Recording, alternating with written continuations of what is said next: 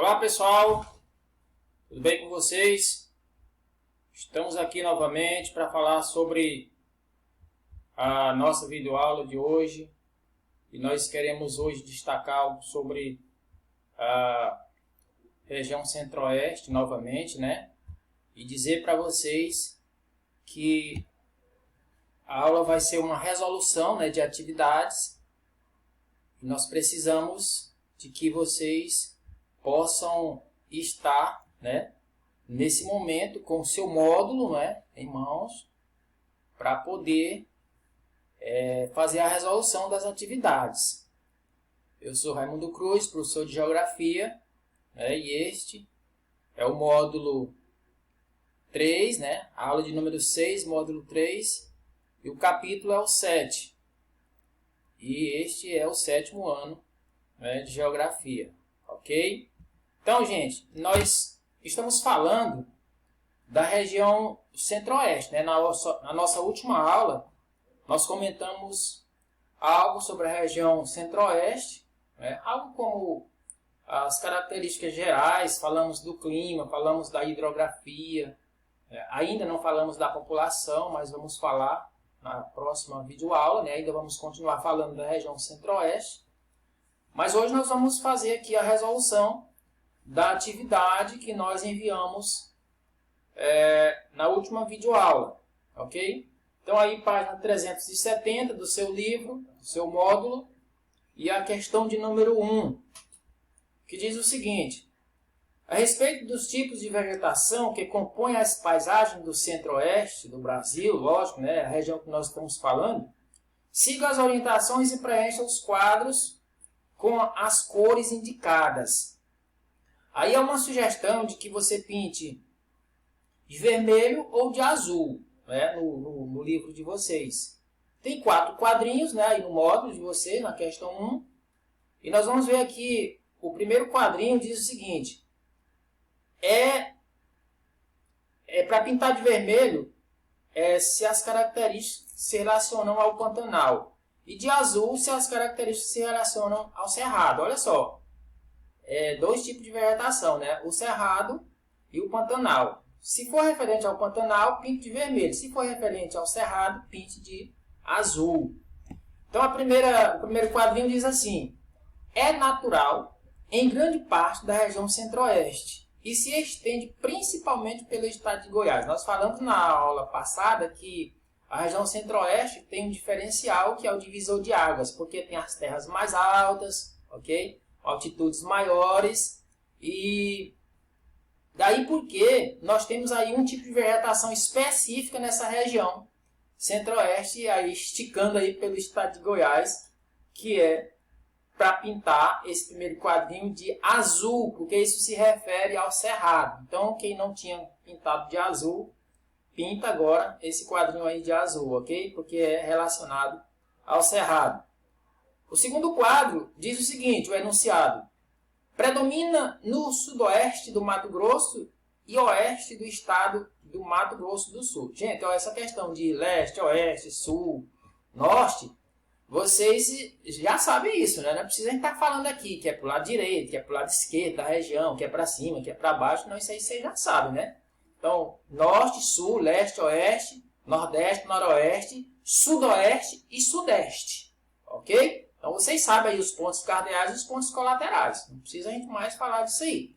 Mas olha só, predomina no sudoeste do Mato Grosso e oeste do estado do Mato Grosso do Sul.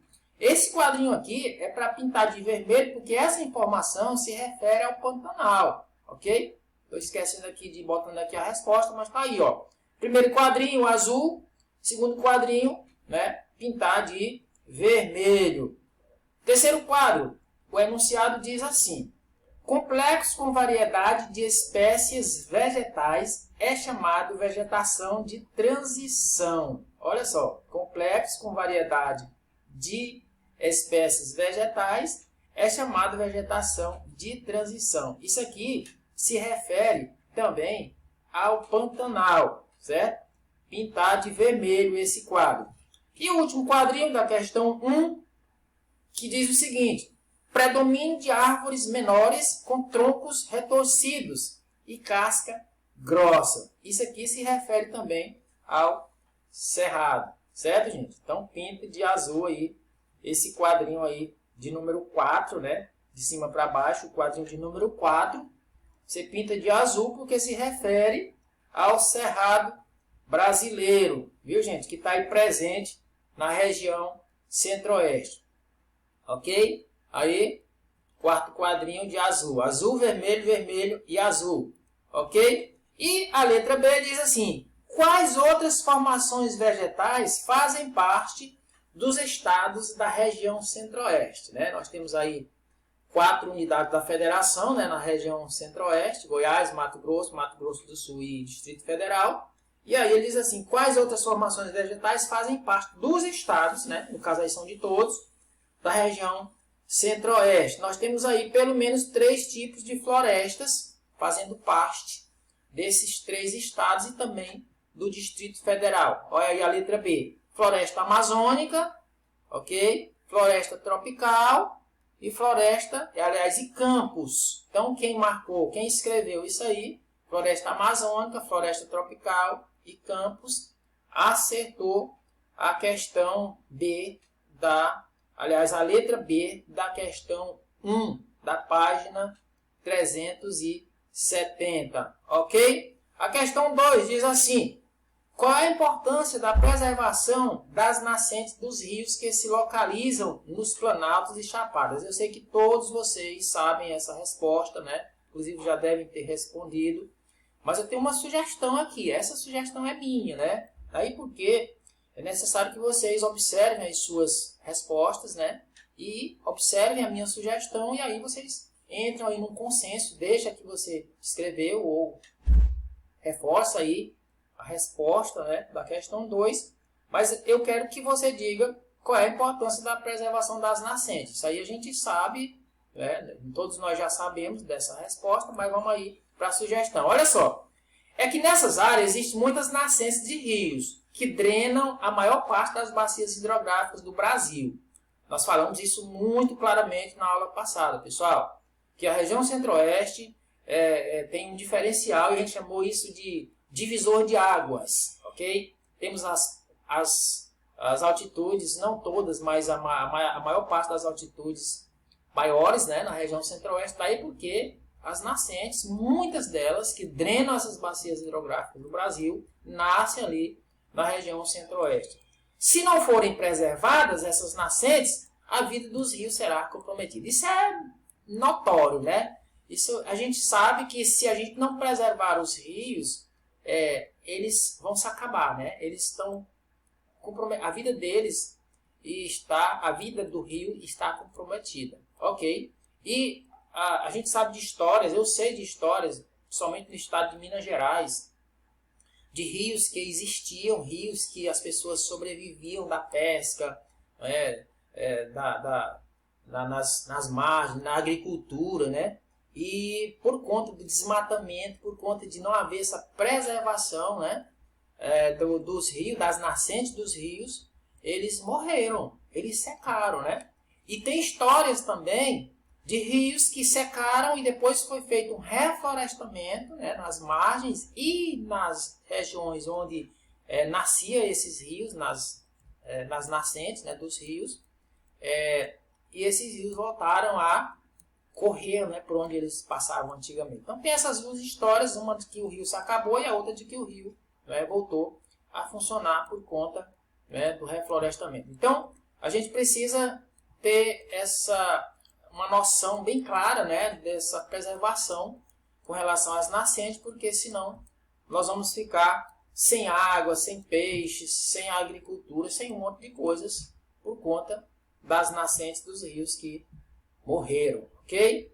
A questão 3 diz assim: quais são as principais bacias hidrográficas que drenam o centro-oeste? Na aula passada nós colocamos slides claros falando sobre essas bacias hidrográficas, certo? E aí nós temos a bacia amazônica, que é uma delas, né? Se não a maior, uma das maiores, né, dessa região, né? Nós temos aí, quem mais? Vamos lá. A bacia do Paraguai, né? Falamos também na aula passada da bacia do Paraguai. E temos a bacia do Tocantins, Araguaia, ok? e também a bacia do Paraná. São essas 4 bacias, as bacias mais importantes, né, e maiores da região, aí no Brasil, na região centro-oeste, passando pela região centro-oeste. Vejam que é uma região riquíssima, né, pessoal? Se a gente olhar aqui para o nordeste do Brasil, nós temos apenas uma bacia, que a gente chama aí a bacia do Rio São Francisco, que é a mais forte. Tem no Parnaíba também, mas já é bem mais fraca. Mas olha só, na região centro-oeste, nós temos aí 4 grandes bacias que alimentam vários rios e também seus afluentes. Ok? Beleza? Vamos para frente. Questão 4. Tem assim: no período colonial, qual atividade econômica estimulou o início das migrações para o estado da região centro-oeste? Olha, gente, nessa época, até gente do Nordeste brasileiro migrou para a região centro-oeste. Ok? Eu falei na aula passada que na construção de Brasília, né, as pessoas migraram aqui da região Nordeste para a região centro-oeste e de outras regiões também. Mas olha só, a sugestão da resposta aí é essa aí, ó. Eu não sei como vocês responderam ainda, né? Mas olha só, a resposta. Qual é a atividade, né, que estimulou o início da migração para os estados da região centro-oeste? Atividade mineradora, né? Principalmente de pedras preciosas. Eu falei na aula passada que a construção de Brasília foi também um atrativo. E tem outros polos atrativos para as pessoas migrarem, que migraram no passado para a região centro-oeste, para vários estados, ou para pelo menos 2 ou 3 estados da região centro-oeste. Mas a principal foi a atividade mineradora. Ok? Beleza? Vamos para frente. Questão 5. A respeito da ocupação da região centro-oeste, assinale V para o verdadeiro ou F para o falso, para as afirmações a seguir. Nós temos aí 4 quadrinhos, né, que diz o seguinte: em meados do século XX, o crescimento populacional da região centro-oeste pode ser explicado pelo crescimento natural da população e pelas migrações. Aí é verdadeiro, gente, isso aí, ó. Aí tá aí, já colocar tudo aí logo, né? Resposta: A1 é verdadeiro, A2 é falso, A3 é falso também, A4 é verdadeiro. É possível afirmar que Brasília atraiu muitos migrantes e funcionários para cargos públicos do governo federal. Com certeza, né? Muita gente, inclusive do Piauí, do Ceará, do Maranhão, de todos os estados do Brasil, tem gente em Brasília atraídos por esta questão dos cargos públicos, né? Quem não gostaria de trabalhar no Senado Federal, né? Na Câmara dos Deputados, lá em Brasília, ou em outros órgãos, né? Do Poder Executivo, Poder Judiciário e assim por diante. Quem não gostaria? Né? Todos nós talvez gostaríamos de ir. Mas, ok, então isso foi um polo atrativo também para estas pessoas. E aí nós vamos para a última questão, que é a questão 6.